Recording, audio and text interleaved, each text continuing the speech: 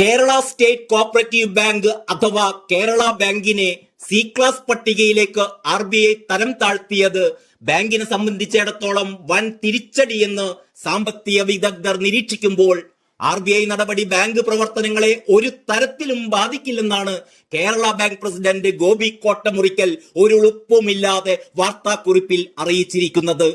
25 ലക്ഷം രൂപക്ക് മുകളിൽ വ്യക്തിഗത വായ്പ നൽകാൻ പാടില്ലെന്ന കർശന നിയന്ത്രണത്തോടെയാണ് കേരള ബാങ്കിനെതിരെ RBI നടപടി സ്വീകരിച്ചത് എന്നോർക്കണം.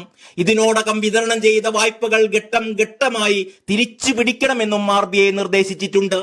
പുതിയ പട്ടിക അനുസരിച്ച് കേരള ബാങ്ക് സി ക്ലാസ്സിലാണെന്ന് കാട്ടി ബാങ്കിന്റെ വിവിധ ശാഖകളിലേക്ക് RBI കത്തും അയച്ചിട്ടുണ്ട്. 7% കുറവായിരിക്കേണ്ട നിഷ്ക്രിയ ആസ്തി 11% കൂടുതലായതാണ് കേരള ബാങ്കിന് തിരിച്ചടിയായിട്ടുള്ളത്. റിസർവ് ബാങ്ക് ചുമതലപ്പെടുത്തിയ സമിതി എന്ന നിലയിൽ നബാർഡ് നൽകിയ റിപ്പോർട്ടിന്റെ അടിസ്ഥാനത്തിലാണ് ബാങ്കിന്റെ റാങ്കിംഗ് ബിയിൽ നിന്ന് സിയിലേക്ക് റിസർവ് ബാങ്ക് മാറ്റിയത് എന്ന് ഗോപി കോട്ടമുറിക്കൽ പറയുന്നു. ഈ മാറ്റം ബാങ്കിന്റെ പ്രവർത്തനത്തെ ഒരു തരത്തിലും ബാധിക്കില്ലെന്നും ബാങ്ക് അനുവദിക്കുന്ന വ്യക്തിഗത വായ്പകളുടെയും മോർഗേജ് വായ്പകളുടെയും പരമാവധി പരിധി 40 ലക്ഷത്തിൽ നിന്ന് 25 ലക്ഷം രൂപയാക്കി കുറയ്ക്കുക മാത്രമാണ് ഉണ്ടായതെന്നുമാണ് അദ്ദേഹത്തിന്റെ വിശദീകരണം. ബാങ്കിനാകെയുള്ള 48,000 കോടി രൂപയുടെ വായ്പയിൽ കേവലം 3% മാത്രമാണ് വ്യക്തിഗത മോർഗേജ് വായ്പകൾ വരുന്നത്.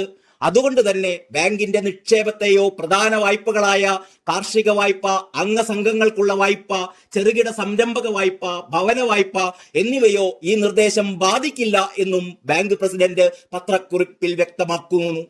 ബാങ്കിന് ആകെയുള്ള 48,000 കോടി രൂപയുടെ വായ്പയിൽ കേവലം 3% മാത്രമാണ് വ്യക്തിഗത മോർഗേജ് വായ്പകൾ വരുന്നത്.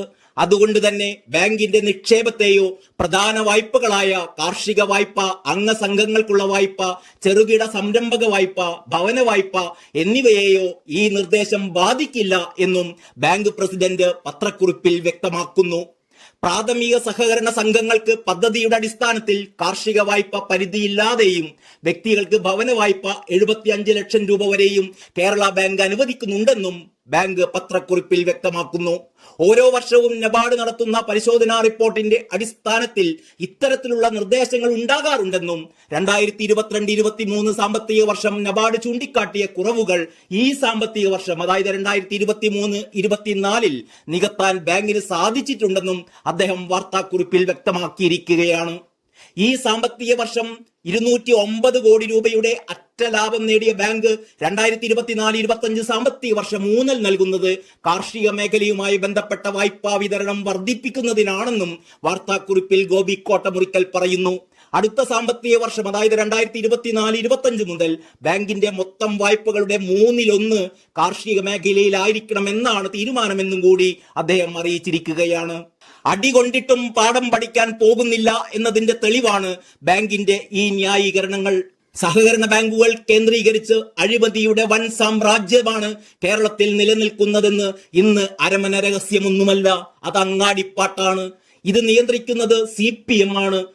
പാർട്ടിയും നേതാക്കളും ഇതിൽ നിന്ന് കൊയ്തെടുക്കുന്നത് ലക്ഷങ്ങളാണ്, അല്ലെങ്കിൽ കോടികളാണ്. പാർട്ടിക്ക് അധികാരമുണ്ടെങ്കിലും ഇല്ലെങ്കിലും വ്യവസ്ഥാപിതമായി അഴിമതി നടത്താൻ നേതാക്കൾക്ക് കഴിയുന്നത് സഹകരണ ബാങ്കുകളിലൂടെയും കേരള ബാങ്കിലൂടെയും ഒക്കെയാണ്. 7% കുറവായിരിക്കേണ്ട നിഷ്ക്രിയ ആസ്തി 11% കൂടുതലായത് എന്തുകൊണ്ടാണെന്ന് കേരള ബാങ്ക് ഇപ്പോഴും വിശദീകരിക്കുന്നില്ല. കിട്ടാക്കടം പെരുകിയത് എന്തുകൊണ്ടാണ് എന്നും പറയുന്നില്ല. CPM നേതാക്കൾ നടത്തിയ തിരിമറികളും കൈയിട്ട് വാറലുകളും ഇതിൽ എത്രയുണ്ടെന്നാണ് അറിയേണ്ടത്. കരുവന്നൂർ സഹകരണ ബാങ്കുമായി ബന്ധപ്പെട്ട് എൻഫോഴ്സ്മെന്റ് ഡയറക്ടറേറ്റ് പിടിച്ചെടുത്ത രേഖകൾ തിരിച്ചു നൽകാൻ ക്രൈംബ്രാഞ്ച് ഹൈക്കോടതിയിൽ പോയത് അഴിമതിക്കാരായ പാർട്ടി നേതാക്കളെ സംരക്ഷിക്കാനാണ് എന്നത് പകൽ പോലെ വ്യക്തമാണ്. വെളുക്കും വരെ കട്ടാൽ ഏത് പെരുങ്കള്ളനും പിടിക്കപ്പെടുമെന്ന് ഉറപ്പാടുന്നത് പോലും തിരിച്ചറിയാത്ത CPM ഇപ്പോഴും ജനങ്ങളുടെ കണ്ണിൽ പൊടിയിടുകയാണ്. വിപ്ലവം വരുന്നത് ഇപ്പോൾ കരുവന്നൂർ പോലുള്ള സഹകരണ ബാങ്കുകളിൽ കൂടിയാണല്ലോ. അല്ലേ സഖാക്കളെ, നടക്കട്ടെ നടക്കട്ടെ എന്ന് മാത്രമേ ഇപ്പോൾ പറയുന്നുള്ളൂ. നന്ദി, നമസ്കാരം.